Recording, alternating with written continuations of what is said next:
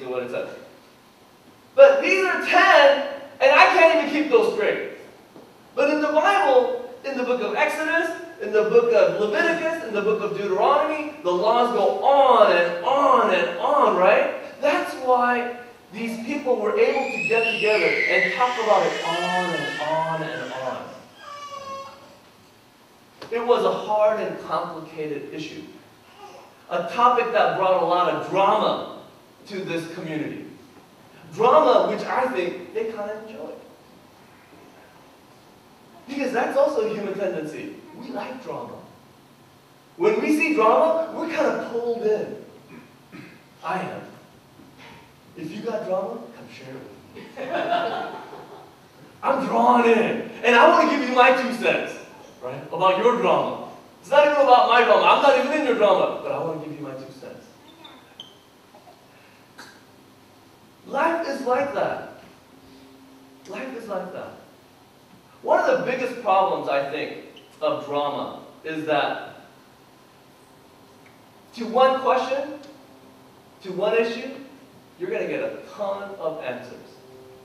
You're going to get so many answers that you won't have to act on anything. All you'll have to do is just think about the answers and not do anything. That's kind of a problem, isn't it? But Jesus' answer is profound. It's unchallenged because I think it's so simple. It's so simple. Out of these tons and tons of laws, Jesus just kind of wills it down. It's simple, and yet it's so true. It brings the life of the community together. Jesus says, love the Lord your God. How simple! How simple is that? And as the people are listening, they're thinking to themselves, wait a minute. We didn't think he was going to answer, but he answered and said, that answer actually sounds pretty good. And before the people could even start again and say, hey, okay, well, if you think that's the greatest, okay, that may be right. The greatest answer. But you couldn't possibly know what the second one might be because there's thousands. Before anyone could even ask, Jesus says, and let me tell you. And the second is this. Love your neighbor as yourself. How simple is that? And they go, shoot, that sounds pretty good too. It sounds pretty good to me too. Jesus' words are simple. They're true. They bring life to you and into your community, wherever you may be. But it's human tendency. We like to complicate stuff. We like the drama. We like to complicate stuff. I don't know. Maybe it makes us feel a little bit superior, a little bit more intellectual, right? A little bit better than the other person. I've learned from, as we were putting a lot of this church stuff together here, so much building stuff, everything was falling apart. You think it's falling apart now? You should have seen it like 13 years ago. It was bad.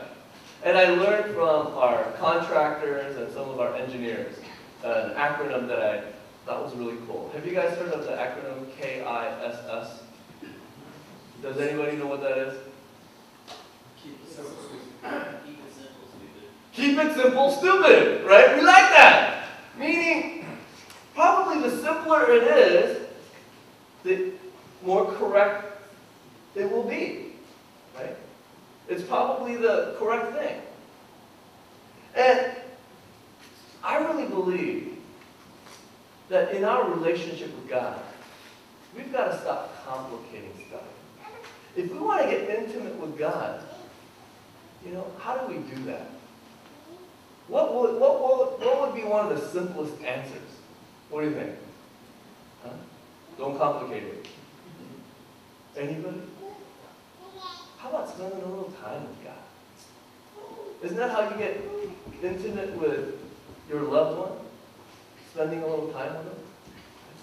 You gotta spend a little time with God. But we like to complicate stuff. We go, oh, I want to know God's will for my life, but I just can't find it.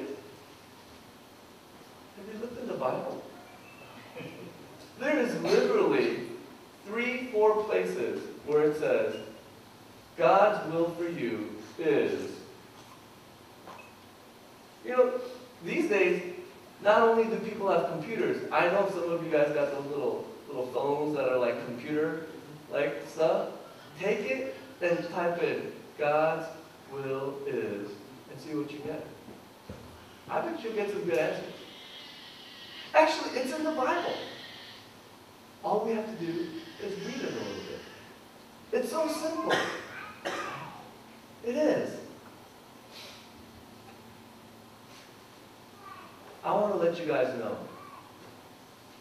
before you start your day, I want to challenge you. You want to get a little bit more intimate with God? You want to know what His will for your day is? Just spend a little time with Him, and it becomes really clear. You know, my wife just got back from a business trip, and every time she's away, I always remember how much I love her. Distance magnifies how much you love your spouse. And when she's away, I can't sleep. So like Susan Miller knows that she goes, "Are you sleeping?" She'll, what did I say? She'll ask me, "Are you sleeping?" Because I can't sleep. I'm like, the dogs are barking. My dogs love my wife, not me. So they're like on the edge of the bed all night. I can't sleep. When she gets home, yesterday I slept so well. One of the things that I like to do when my wife comes back is she'll lie there and she'll conk out. She's got jet lag. She'll conk out. And then right after she falls asleep, you know what I like to do? I like to take my hand and I like to slide it over. And nothing too sexual.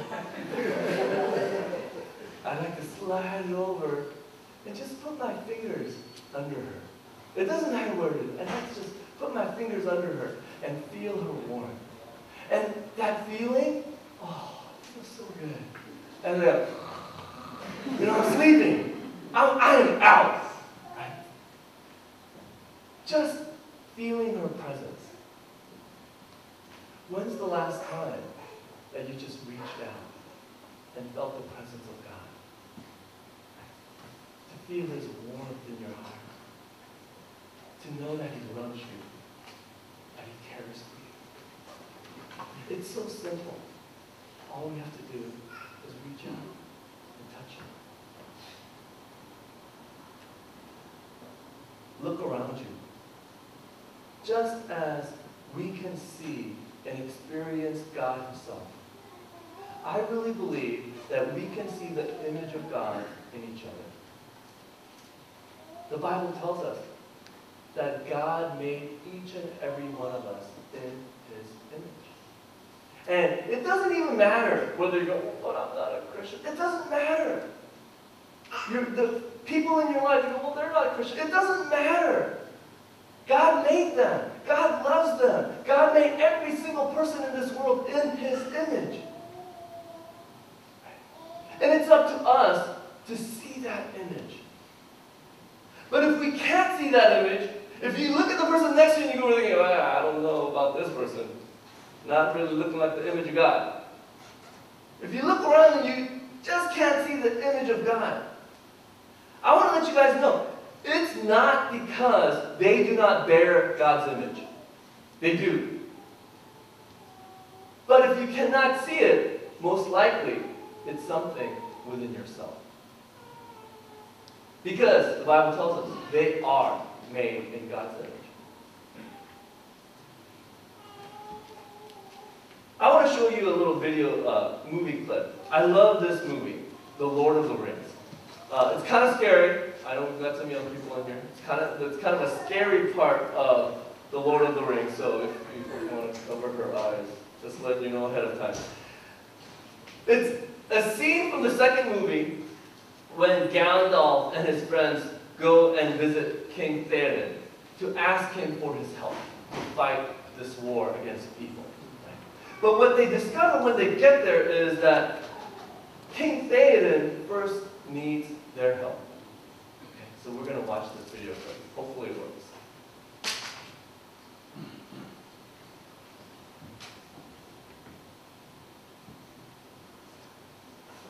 Welcome.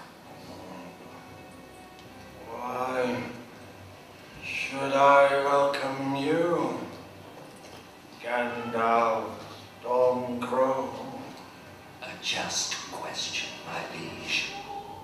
Late is the hour in which this conjurer chooses to appear.